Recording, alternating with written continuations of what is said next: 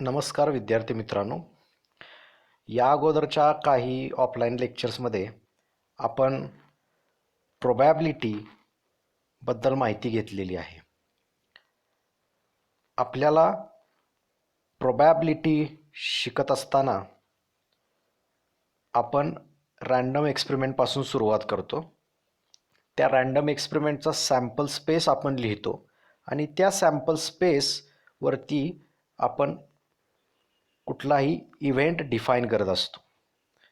मग तो इव्हेंट घडण्याची शक्यता जी असते, ज्याला आपण प्रोबॅबिलिटी म्हणतो, ती प्रोबॅबिलिटी मॅथमॅटिकली कशी कॅल्क्युलेट केली जाते हे आपण इथं पाहणार आहोत. आता क्लासिकल डेफिनेशन ऑफ प्रोबॅबिलिटीनुसार एखाद्या इव्हेंटची प्रोबॅबिलिटी कशी काढली जाते, तर समजा एखादा इव्हेंट, त्याला आपण नाव देऊया ए, हा इव्हेंट एका सॅम्पल स्पेस ओमेगावरती डिफाईन केलेला असेल, तर त्या इव्हेंट एची जी प्रोबॅबिलिटी आहे ती क्लासिकल डेफिनेशननुसार कशी काढली जाते, तर number of elements in event A divided by number of elements in A sample space omega. म्हणजे आपला जो इव्हेंट आहे त्या इव्हेंटमध्ये असणारे नंबर ऑफ एलिमेंट्स आणि तुमच्या सॅम्पल स्पेसमध्ये असणारे नंबर ऑफ एलिमेंट्स यांचा जर रेशो घेतला, तर आपल्याला आपण डिफाईन केलेला इव्हेंट ए आहे तो इव्हेंट ए ऑकर होण्याची आपल्याला प्रोबॅबिलिटी मिळते क्लासिकल डेफिनेशननुसार. मग त्याचं एक एक्झाम्पल बघायचं झालं तर समजा आपण एक एक्सपेरिमेंट कन्सिडर केला, टॉसिंग 2 कॉइन्स सायमल्टेनियसली, आणि त्यामध्ये समजा आपण गेटिंग ॲटलिस्ट 1 हेड या इव्हेंटची प्रोबॅबिलिटी काढणार असू, तर पहिल्यांदा आपल्याला सॅम्पल स्पेस लिहावा लागेल. तो sample space of tossing 2 coins simultaneously हा काय असेल, तर H H, H T, T H आणि टी टी हे ऑल पॉसिबल आउटकम्स आहेत त्या रँडम एक्सपेरिमेंटचे. मग या सॅम्पल स्पेसमध्ये एकूण नंबर ऑफ एलिमेंट्स किती आहेत, तर 4 आहेत. There R 4 number of elements in the sample space. मग आपला जो इव्हेंट आहे ज्याची आपल्याला प्रोबॅबिलिटी काढायचा आहे तो इव्हेंट कुठला आहे, तर गेटिंग ॲटलिस्ट 1 हेड, कमीत कमी एक हेड मिळणं हा आपला इव्हेंट आहे आणि त्या इव्हेंटची आपल्याला प्रोबॅबिलिटी काढायची आहे. काय शक्यता असेल की त्या शक्यतेनुसार तो इव्हेंट हॅपन होऊ शकतो, तर त्यासाठी आपल्याला तो इव्हेंट लिहावा लागेल. गेटिंग ॲटलिस्ट 1 हेड, कमीत कमी एक हेड असणारे जेवढे नंबर ऑफ सॅम्पल पॉईंट्स आहेत, जेवढे सॅम्पल पॉईंट्स आहेत तेवढे त्या इव्हेंटमध्ये येणार. म्हणून A is equal to H T, T H and H H. मग आपल्या सॅम्पल इव्हेंटमध्ये नंबर ऑफ एलिमेंट्स किती आहेत, तर 3 आहेत. There are 3 number of elements in our event. मग आपल्या क्लासिकल डेफिनेशननुसार probability of that event A is nothing but number of elements in event A divided by number of elements in sample space omega. So 3 divided by 4 is the probability of that event A. अशा पद्धतीनं आपण काय करतो, कुठलाही event आपण एखाद्या sample स्पेसवरती define करत असू तर त्या इव्हेंटची प्रोबॅबिलिटी अशा पद्धतीनं काढत असतो. मग तो कोणताही इव्हेंट असेल तरी त्याची प्रोबॅबिलिटी आपण क्लासिकल डेफिनेशननुसार अशा पद्धतीनं काढतो. मग आता पुढं आपण ह्या प्रोबॅबिलिटीजचे काही थिअरम्स आहेत, ते थिअरम्स आपण इथं त्याची स्टेटमेंट्स आपण बघणार आहोत. समजा एखादा नल इव्हेंट आहे ज्याला आपण फाय डिनोट करतो, तर त्या नल इव्हेंटची प्रोबॅबिलिटी ही ऑलवेज 0 असते. त्यामुळे पहिला थेरम इथं जो आहे, probability of phi is equal to 0, कारण नल इव्हेंटमध्ये एक ही इलेमेंट येत नाही, एक ही इलेमेंट येत नसल्यामुळं ती प्रोबॅबिलिटी त्याची 0 येते. सेकंड जो थिअरम आहे तो म्हणजे probability of A dash is equal to 1 minus probability of A. म्हणजे कुठल्याही इव्हेंटच्या कॉम्प्लिमेंटची प्रोबॅबिलिटी ही 1 मायनस त्या इव्हेंटची प्रोबॅबिलिटी असं आपल्याला मिळतं.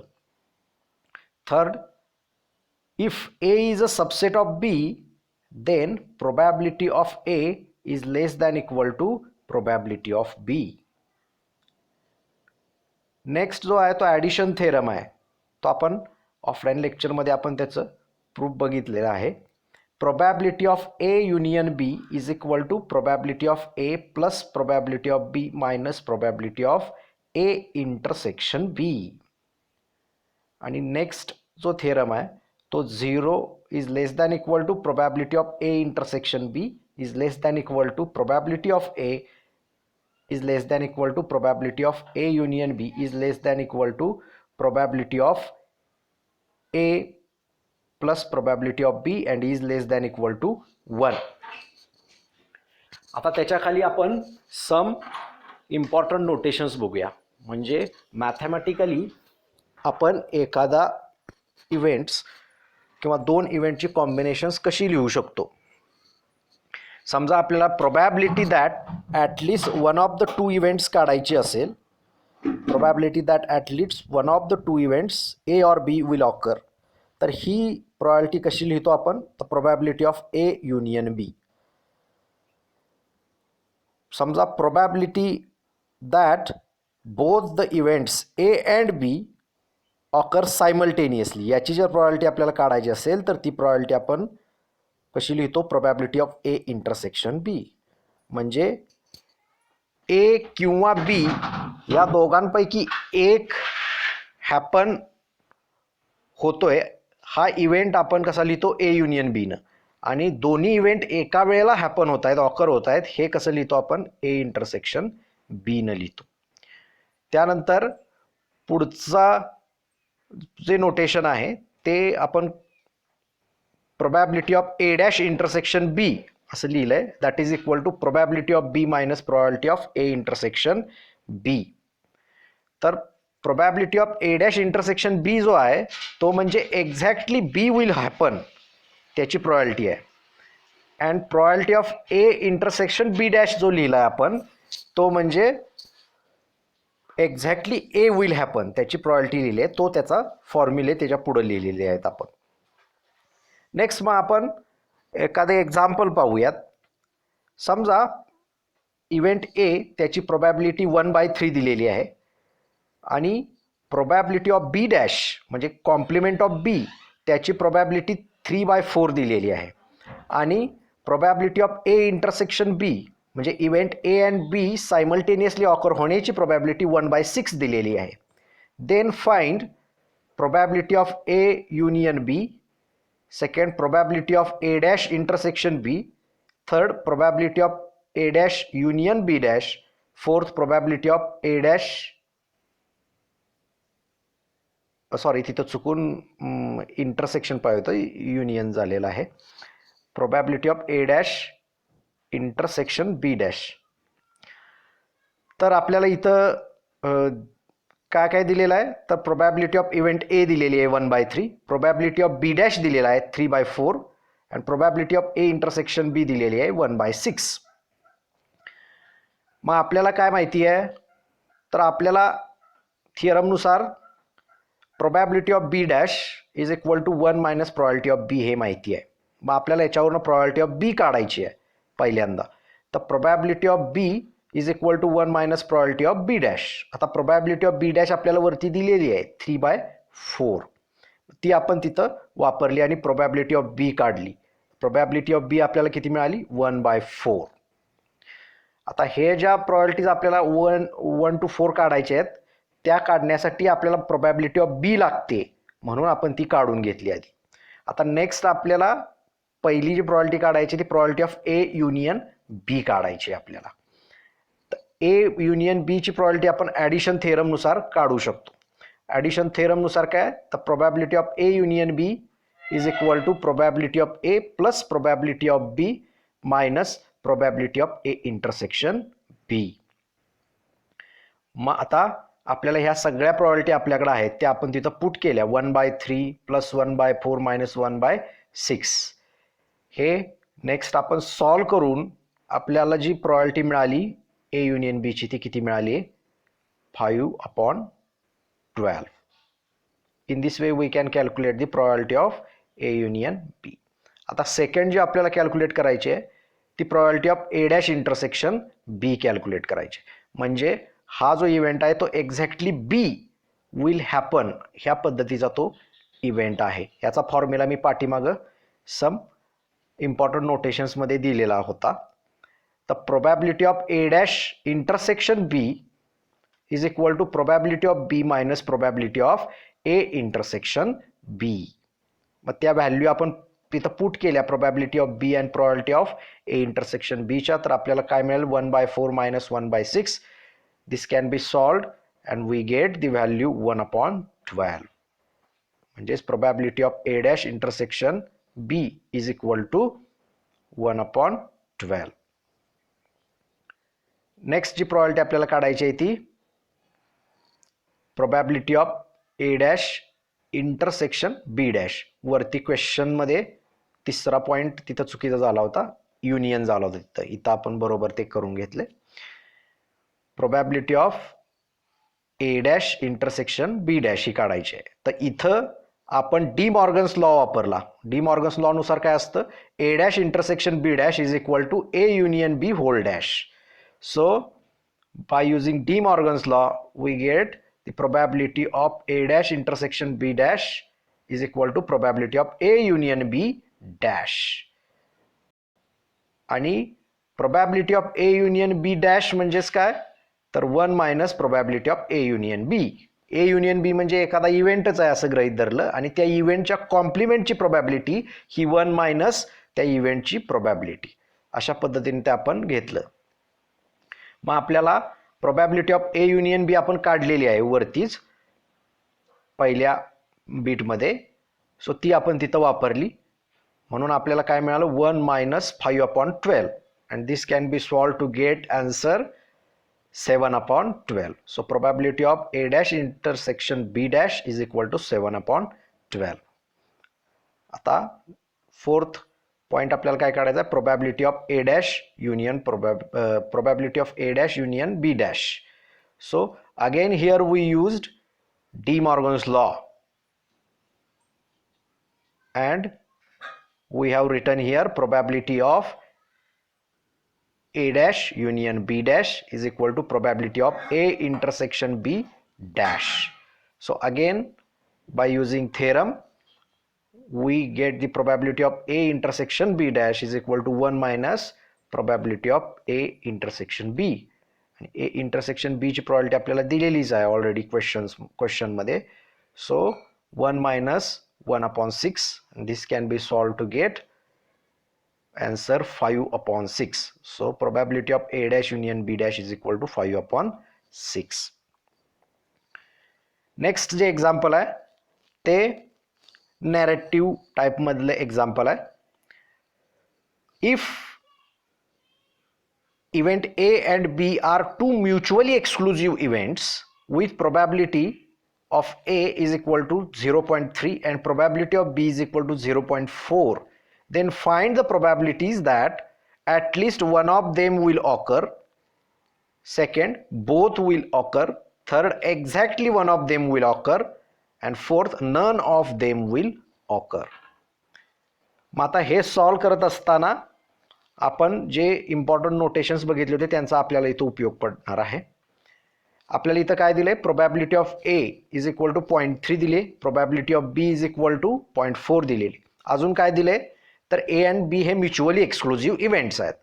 तर ए आणि बी ज्यावेळा म्युच्युअली एक्सक्लुझिव्ह असतात तेव्हा त्यांचा इंटरसेक्शन जो असतो तो फाय असतो आणि इंटरसेक्शन जर फाय असेल तर त्याच्या इंटरसेक्शनची प्रोबॅबिलिटी ही ऑलवेज इक्वल टू 0 असते. हे आपल्याला अगोदरचं माहिती आहे. तर आता आपल्याला जी प्रॉपर्टी काढायची त्यातली पहिली प्रॉपर्टी म्हणजे property that at least one of them, म्हणजे at least one of the two events A or B will occur. आणि ते आपण कसं लिहितो मग, ए युनियन बी असं लिहितो. मग त्याची आपल्याला प्रॉपर्टी काढायची. So we have to find the probability of A union B. मग ॲडिशन थेरमनुसार आपण ती प्रॉपर्टी काढू शकतो. Probability of A union B is equal to probability of A plus probability of B minus probability of A intersection B. मग त्या प्रोबॅबिलिटीच्या value तिथं आपण पुट केल्या. प्रोबॅबिलिटी ऑफ ए किती आहे तर 0.3, प्रोबॅबिलिटी ऑफ बी किती आहे 0.4 आणि प्रोबॅबिलिटी ऑफ ए इंटरसेक्शन बी किती आहे 0, कारण ते दोन्ही म्युच्युअली एक्सक्लुझिव्ह आहेत. त्यामुळं पहिल्या दोन ए आणि बी ह्यांच्या प्रोबॅबिलिटीची ॲडिशन झाली, दॅट विल गेट व्हॅल्यू 0.7. म्हणजे probability of at least one of the two events A or B will occur, म्हणजेच probability of A union B is equal to किती 0.7. आता सेकंड आपल्याला जी प्रॉपर्टी काढायची आहे ती कुठली प्रॉपर्टी काढायची आहे, बोथ विल ऑकर, म्हणजेच both the events A and B occur simultaneously. दोन्ही इव्हेंट एका वेळेला घडण्याची प्रॉपर्टी आपल्याला काढायची आहे, म्हणजेच probability of A intersection B ची प्रॉपर्टी आपल्याला काढायची आहे. मग आता आपल्याला इथं काय दिलंय, इव्हेंट ए आणि इव्हेंट बी हे म्युच्युअली एक्सक्लुझिव्ह आहेत. त्यामुळं ए इंटरसेक्शन बी हा काय असणार आहे, नल इव्हेंट असणार आहे, म्हणजेच फाय असणार आहे. आणि त्याची प्रोबॅबिलिटी ही किती असते तर 0 असते according to our theorems. So probability of A intersection B is equal to 0. Third जे आपल्याला काढायचं आहे ते exactly one of them will occur. दोघांपैकी कुठला तरी एक निश्चितपणानं ऑकर होण्याची प्रोबॅबिलिटी आपल्याला इथं काढायची आहे. आता दोघांपैकी एक म्हणजे ए पण हॅपन होईल एक्झॅक्टली किंवा बी पण हॅपन होईल. त्यामुळं आपण त्याचं नोटेशन काय वापरले, ए डॅश इंटरसेक्शन बी म्हणजे exactly B will occur, union A intersection B dash म्हणजे एक्झॅक्टली ए विल ऑकर. आता दोघांपैकी निश्चितपणानं हा तर ऑकर होईल, ए तर ऑकर होईल किंवा बी ऑकर होईल. किंवा आल्यामुळं आपण तिथं युनियन वापरला. त्यामुळे आपल्याला प्रोबॅबिलिटी कुठली काढायची आहे, probability of A dash intersection B union A intersection B dash. आता हे दोन्ही जे इव्हेंट आहेत ज्यांची आपण युनियन घेतोय ते दोन्ही इव्हेंट्स काय आहेत, म्युच्युअली एक्सक्लुझिव्ह आहेत. त्यामुळं ॲडिशन थेरमनुसार आपण त्याचा फॉर्म्युला काय लिहिला, probability of A dash intersection B plus probability of A intersection B dash. मग probability of A dash intersection बीचा फॉर्म्युला खाली वापरला आणि परत probability of A intersection B डॅशचा पण फॉर्म्युला तिथं आपण वापरला, जो मी नोटेशन्समध्ये दिलेले आहेत सम इम्पॉर्टंट नोटेशन्समध्ये. मग इथं काय दोन्हीकडे ही प्रोबॅबिलिटी ऑफ ए इंटरसेक्शन बी जी आहे ती 0 आहे. त्यामुळं त्या प्रॉपर्टीज तिथं त्यांचा ॲडिशनमध्ये काही फरक पडणार नाही, ॲडिशन सबस्ट्रॅक्शनमध्ये. त्यामुळं probability of B plus probability of A म्हणजेच 0.4 प्लस 0.3 इज इक्वल टू 0.7 ही आपल्याला value exactly one of them will occur या इव्हेंटसाठी मिळेल. नेक्स्ट जे काढायचं आपल्याला ते none of them will occur. None of them म्हणजे ए ही ऑकर होणार नाही आणि त्याच वेळेला बी सुद्धा ऑकर होणार नाही. म्हणजेच आपल्याला कोणाची प्रॉपर्टी काढायची आहे तर probability of A dash intersection B dash. A dash म्हणजे ए ऑकर होणार नाही आणि त्याच वेळेला बी डॅश पण बी पण ऑकर होणार नाही म्हणजे बी डॅश, म्हणजे A dash intersection B dash एकाच वेळेला दोन्हीही ऑकर होणार नाहीत असं ते नोटेशन आहे. मग इथं पण आपण काय केलं, डी मॉर्गन्स लॉ वापरला. Probability of A dash intersection B dash is equal to probability of A union बीचा डॅश. मग परत इथं probability of complement of event त्यानुसार 1 minus probability of A union B, म्हणजे probability of A union B bracket dash is equal to 1 minus probability of A union B आणि that is equal to probability of A union B आपण पहिल्यांदाच काढलेली आहे ती आपण तिथं वापरली, that is equal to 1 minus 0.7 and that will be get answer 0.3. म्हणजे probability of a dash intersection b dash is equal to 0.3. म्हणजे probability that none of them will occur is equal to 0.3. अशा पद्धतीनं आपण जर probability आपल्याला दिलेल्या असतील त्या आपण अशा वेगवेगळ्या फॉर्म्युल्यानं काढू शकतो, किंवा दिलेल्या नसतील तर क्लासिकल डेफिनेशन वापरती प्रॉबिलिटी आपण पहिल्यांदा काढणार एखाद्या इव्हेंटची, आणि मग पुढच्या ज्या काय प्रॉबिलिटीज असतील त्या आपण काढतो. ओके, नेक्स्ट लेक्चरमध्ये आपण कंडिशनल प्रोबॅबिलिटीबद्दल अभ्यास करूयात. थँक्यू.